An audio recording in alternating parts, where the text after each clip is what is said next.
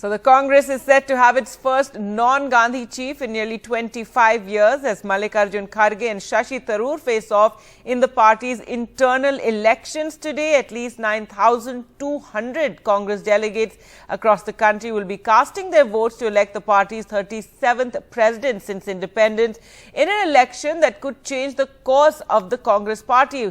While none of the Gandhis are contesting, Kharge is seen as the approved candidate. Both Shashi Tharoor and Mallikarjun Kharge have reiterated the non-involvement of the Gandhis, but Tharoor has pointed out to what he called difference in treatment, bias as well as uneven playing field as he is contesting for the Congress chief post.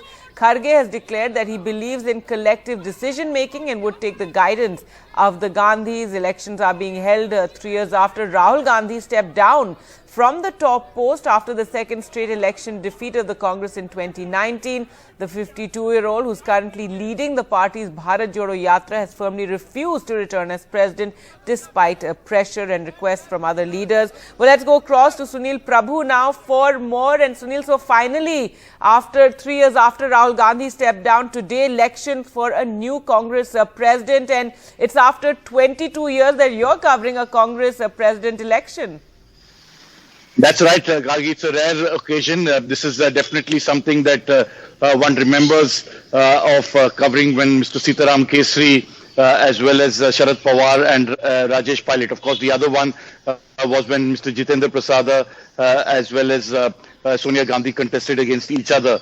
But definitely this is a rare occasion in the Congress party, and hopefully it will help the Congress party to revive. Many within the party don't believe it has actually made much of a difference. It hasn't really helped to a great extent. But the fact is that one way or the other, the Congress has to get its act together and be able to, take on the Narendra Modi led BJP government at the center. Whether this, backroom efforts of having Mr. Kharge, who seemed to be the approved candidate, as you put it, wins.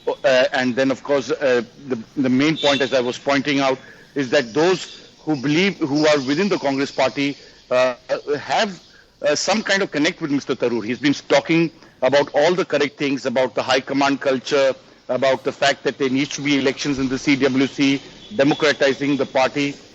Hopefully, this will make the senior party leaders have some sense and hope that the Congress is able to take on the BJP in this entire exercise. Right, Sunil. So one of the big complaints that many Congress people had was about inaccessibility of the top and of Sonia Gandhi, given that also her health was something of a worry, and decision making was something also seen as very slow in the Congress. So now with what this means now would be a hands-on president is what Congress party members are hoping for with the election. And as the last time around when you covered the elections between Jitendra Prasad and Sonia Gandhi, it was a foregone conclusion. This time also it seems to be a foregone conclusion of Mr. Kharge becoming the president. And that's the hope, that it will be somebody who's hands-on and decision-making would be faster. That's right, Gargi. It's more a foregone conclusion. But I'm not too sure about the fact when you say that there'll be a more hands-on president. Yes, he might be accessible to that extent. Decision-making, because as you are well aware, the remote control. Sonia Gandhi was the president, but everything was being taken in terms of decision by Tughlaq Road, where Rahul Gandhi resides. That was the power center. It was Rahul and Priyanka Gandhi who had their way on every issue, be it on Punjab, be it on Uttar Pradesh, any particular decision that they have taken. And whether that remote control will be taken away or not is highly unlikely, because as you... All right. Well, we'll go across now to Harsha as well. Harsha joins us from Jaipur. And Harsha, just a few weeks ago, it had seemed that the new president of the Congress would be from Rajasthan, Ashok Gehlot. He's someone who actually engineered to get himself out of the race in a sense. Tell us about, the elections there, and the voting will begin in a short while. Yes, absolutely. There will be 414 PCC members who will be voting, which are PCC members and former PCC chiefs.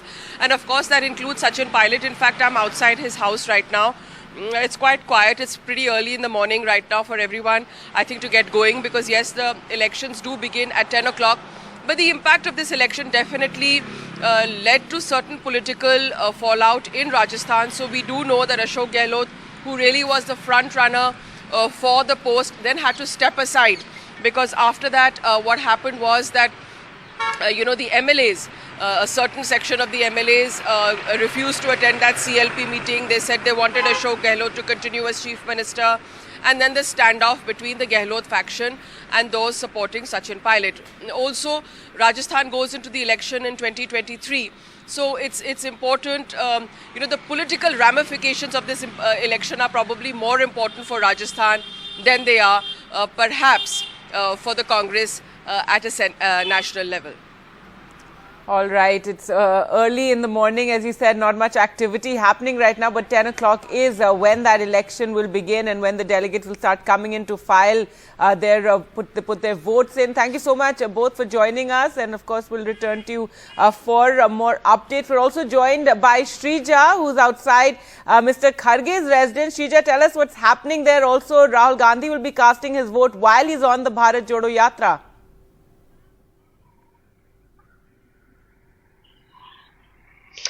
Well, that's right. In fact, we're reporting right outside Mr. Kharge's residence, but of course, there's not really much of an activity that we're witnessing right here, and he hasn't really stepped out of his residence. What we're hearing from his team is that, he will be stepping out of his residence and going to Queen's Road, where the KPCC office is, in Bengaluru. He will cast his vote around 10 a.m. Between 10 and 10:30 a.m. is what we're given to understand. And yes, remember, there have been talks about how he has been the consensus candidate because he was the chosen one as far as the Gandhis are concerned. But all this while, he has only simply denied that.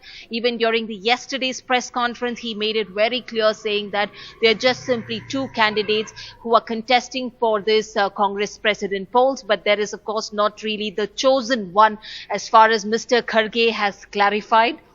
And also, like you pointed out, Mr. Rahul Gandhi, he will be exercising his vote at a poll booth set up in Sanganakallu. This is in Ballari district of Karnataka. Now, that is where the last leg of Bharat Jodo Yatra, this is in Karnataka, comes to an end. And along with him, there are various other, Congress candidates as well. Basically, Congress delegates, at least about 40 to 45 is what we are given to understand. Delegates who will be exercising their vote to elect the new Congress president. So on the whole, put together here in Karnataka, this is including the delegates, the yatris, they all will cast the vote. While they will cast the vote in Ballari, you have at least about 503 Congress delegates who will be casting their vote here in Bengaluru.